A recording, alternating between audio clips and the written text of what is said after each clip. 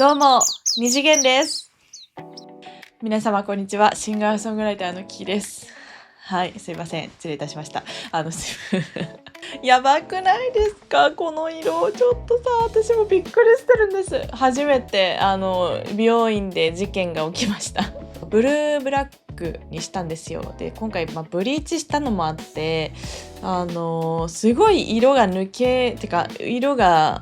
発色されてしまって、マジで二次元色、漫画から出てきた人みたいになってて、マジか、もうマジでこれでね、外に出れなくて、これまだ部屋の中やからマシやけど、外に出たらもう青、本当に何かこう空が私の髪の毛反射してるんですかっていうぐらいめちゃくちゃ青くて、しばらくはねもうニット帽が欠かせないんですけどはい、この色が落ちるまでは、はい、置いといて、今日はですね、星野源さんの行き止まりっていう曲の MV 鑑賞をしていきたいなと思います。はい、この曲はですね、平常の月という映画の主題歌になってます。早速私ね、見てきました。もうめっちゃ良かった。もう酒井さんの演技、もう酒井さんの愛がすごかった。そしてね、この曲、その映画の内容を忠実に源さんがこう曲にしてくれてて、言語化してくれてて、もう本当にもう全てがもうマッチしてましたね。はい、もう監督が土井監督なんですよ。この監督は本当にヒット作ばっか担当してる監督で、花束みたいな恋をしたとか、今会いに行きます、灘そうそう、あとなんだっけ、ビリギャルだ。もう本当にヒット作ばっかで、そう今回ももう土井監督が担当するっていうのもあったし、そして主演が酒井さんだし、でさらに我らが星野源さんが主題歌ということで、もうこれはね行くしかないですよね。はい。でちょっと今日はその感想もMV の後にお話できたらなと思います。はい。そしたらね、早速見ていきます。ちょっとマイク変えますね。はい、それでは MV 見ていきたいなと思います。忘れられぬ呪いを今君にあげる嘘、ただ忘れないよ君の温度、映画が出てくる。間違いだらけの優しさも息がやめば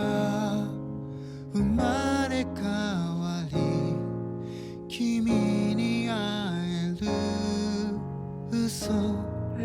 がいい。ただ燃えて消えていなくなるのベタな雲の上の再会もない別れが窓辺を照らしたこの揺れた戻れないあの日々が痛みの中からただ見つめた笑顔が瞳の中からはら海に流れ出すさよなら寄り添う帰り道で繋いだ手のひら行き止まりの二人を月だけ見ていた腹りと糸はほどけゆく幕は閉じる忘れられぬ呪いを今君にあげる持っていくよ君の笑顔下手な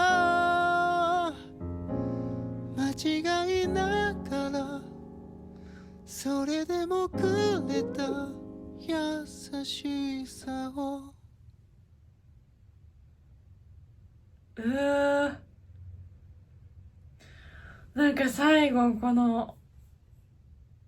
なんか意味深ですね。なんだろう、最後の証明写真にゲンさんが写ってないっていう、なんかゲンさんのさ作品見てるといかに日常が美しいか、そうなんか教えてくれるよね。なんて言ったらいいのかな、ね、物質として宝石とか素敵なお洋服とか確かにあるけど、それよりも大事な美しさ、大事なこと、命の輝きとか、目に見えない輝き、価値をなんか遠回しでいつも教えてくれてる感じがします。はい、ご本人がどういう気持ちで作品を作ってるのかはわからないけど、なんかやっぱりそういう映画とかこういう曲って聴いた人のものになるって思ってるので、そう私はそういう風に受け取らせていただいてます。はい、ちょっとマイク変えますね。ありがとうございました。いやー、ちょっと今回の曲もさ、もう原産節が炸裂しておりましたけども、いや、映画と本当にこの曲セットでもうぜひ見ていただきたい、聴いていただきたいですよね。ちょっと今日はもうこっからねどんどんネタバレになっていくので、もしこれからね見る予定がある方はちょっとこの辺で動画閉じた方がいいかもしれません。見ていただいてなんか失礼なんですけどなんかこの MV を見てて、そして映画を見て思ったんですけど、で思ったっていうか改めて感じたんですけど、日常ってこんなに美しいんだなって思いました。なんかその映画自体がめちゃくちゃ日常なんですよ。すごい不思議な感覚で、確かにその作品を見てるんだけど、マジでその私の今見てる時間と完全にその時空が重なってて、本当に隣の家の人の物語を見てる感覚というか、なんかうまく表現できないんですけど、それぐらいなんかリアルで、そして日常って感じで、だからそれを見てて曲が浮かんできたりとか、なんかこれ日常、その風さえもの空気、音楽もその日々の中から始まってるというか、もう日々の中に音楽ってあるんだなって思いましたすいません、私がね音楽やってるから、そう思えたのかなと思うんですけど、音楽だけじゃなくてそういう幸せとか希望とかって本当に日々の中からパワーをもらえるというか、なんかエネルギーをもらってるんだなって、自分がいかに生かされてるかっていうのがすごい伝わってきて、で今回この映画を、そしてこのね音楽を聴いて、なんかまた自分の人生の糧になってる感じがすごいしましたね。はい、いやありがたいですよね今回その小説を書いた朝倉かすみさんっていう方がいらっしゃるんですけど、作品を作るにあたって大事にしたのが大きく2つぐらいあって、まずは本当にありきたりっちゃありきたりの、切ないラブストーリーを描きたかったっていう風におっしゃってて、もう一つはその主人公っていると思うんですけど、その人だけを特別にはしたくなかった。あくまでも日常を出したかった。その日常の中にある繊細な部分とかを映画、そして物語でですね表現をしたかったっていうふうにおっしゃってて、もうその意味がね映画を見てすごい分かったし、でそしてゲンさんがこの音楽を作ったその映画の中でどうしても言語化できない部分ってあるじゃないですか。なんかそれをギュッと最後に言語化してくださったなって思いましたね。はい、なんかマジで思いのなんかそのリレーみたいになってるなって思ったんですけど、その思いのリレーというか、まず小説書いた方がいて、そして監督、そしてプロデューサー、キャストの皆様、そしてゲンさん、そして私たちに最後届くっていう感じで、私自身もこうやってまた誰かにバトンをね渡してるんですけど今なんかこれを機に見に行ってみようかなって思ってくださるとすごいなんか私も嬉しいなって思います。はい、今回もですね、原産ワールド出てたなって思うんですけど、雰囲気が似てる曲は確かにあるんだけど、でも全然全部違うし、毎回その曲に対する思いとかっていうのは毎回違うと思うので、それもちゃんと伝わってくるし、そう毎回違う曲なんだけど、ゲンさんが作った曲なんだなっていうのがやっぱり分かるっていうのが、その意識されてるからそれを出せるんだろうなって思います。なんか私もね音楽を作らせていただいてるので、そういうところをしっかり学ばせていただいて、自分の音楽活動にも活かしていけたらなって思ってます。本当に私全部好きなんですけど、第3位を決めたとして、でその3位の中に入ってるのが夜なんですよ。めっちゃこう聴いてたし、すごい救われた時期があったんですけど、なんかそれと夜と行き止まりってこうゲンさんのジャンルの中では似てるなって思ってて、夜が怖いならいつでもそばにいるよっていうもう大好きなんですけど、この曲はそのゲンさんが言ってたんですけど、バーのマスターをイメージしてこの曲ができたみたいで、だからこう誰かとなんかこう対話してる、なんかそういう安心感のある曲だなって思います。で今回の行き止まりはもっとさらに深い関係、家族とか自分のこう愛するパートナーとか、なんかその関係性で生まれるこう愛があって、なんかそのこうさっきも言ったその言語化できない愛ってありますよね。なんかそれをこう歌詞にしたっていう、なんかそのもっとさらに深い、だから切なさもすごい感じられる曲ですね。はい。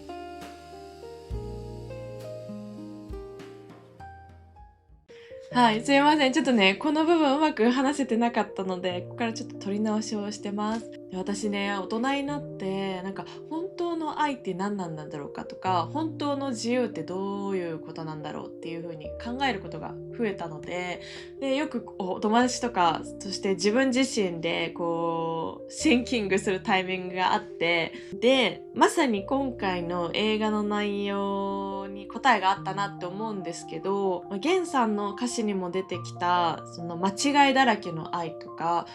優しさ、そして呪いを今君にあげるっていうこう歌詞が出てきたんですけど、でこれは今回の映画でいう須藤さんのことを指すのかなと思うんですけど、須藤さんは過去ですね、親に傷つけられた経験があって、でその闇を抱えたまま大人になって、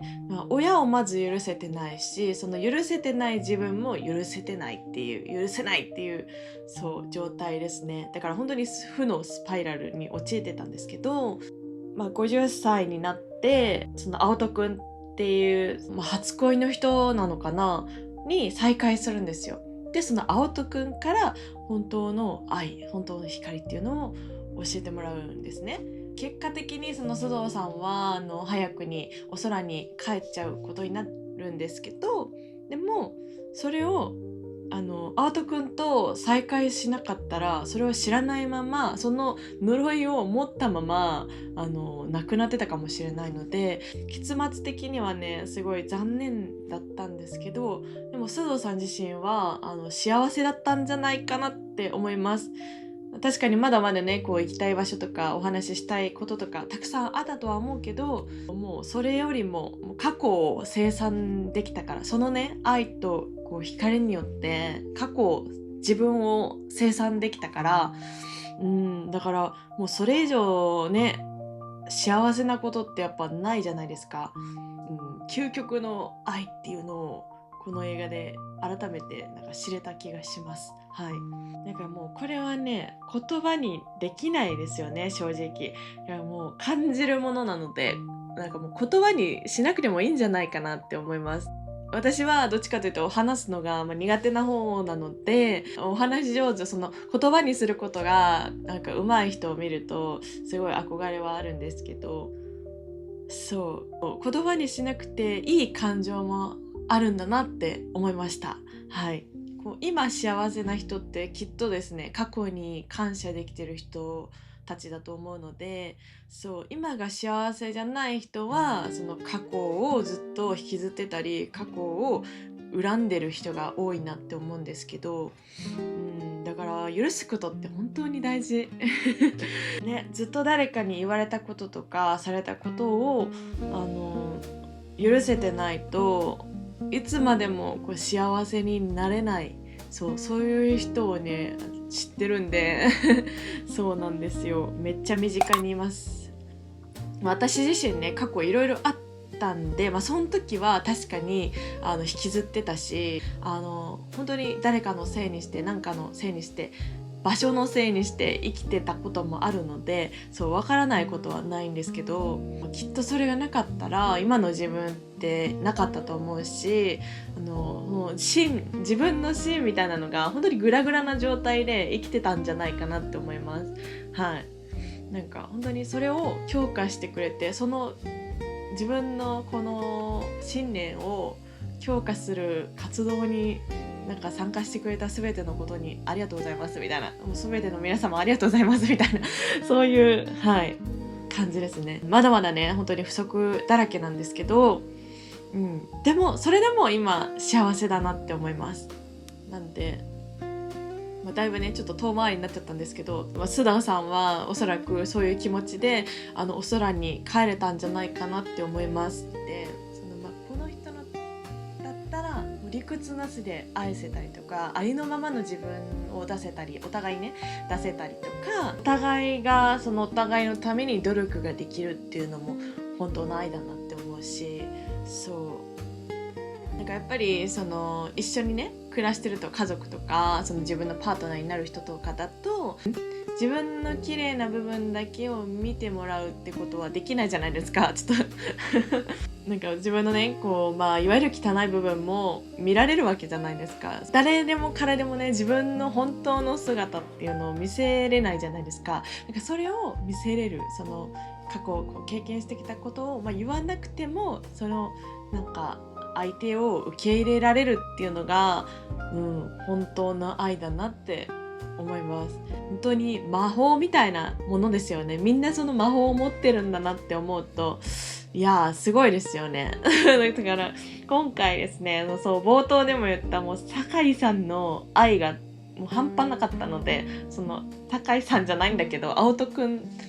ていう役柄ではあったんですけど、酒井さんのような本当にあったかい、本当に私もですね愛の魔法をちゃんと磨いて誰かのために使っていきたいなって思いました今回この映画を見て、そして源さんのね曲を聴いて改めて思ったのが、もう本当に私たちのこの人生がマジで映画だなって思うんですよ。自分も皆様もそれぞれ主人公で、そのね人生っていう、映画の主人公なので、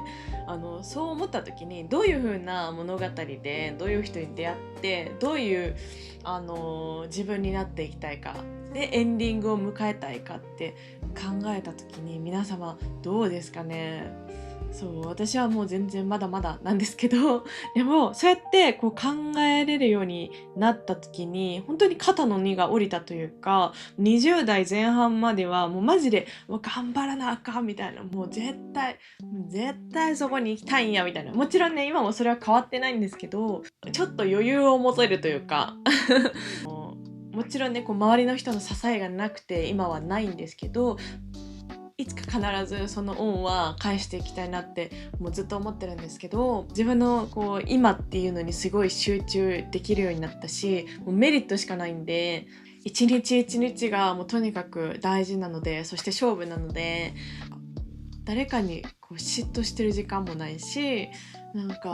それこそその過去を恨んでる場合でもないし、そうなんですよ。だからそれをしているうちに自分も心が楽になるし、その人生のその価値、自分の人生の価値というか時間の密度がすごい上がったなって思います。何事もねバランスって大事だと思うし、俯瞰して見てみるってすごい大事なので、私ね今大変変な状況にある方はですね、もう自分は今映画でいうこの部分なんやなって、その自分をこう強化してくれるためになんか今変な人が現れてるんだなって思ってみてください。するとね、その人さえもなんかちょっとなんか優しく見えたりします。なんか、ありましたよ、本当にいろいろ。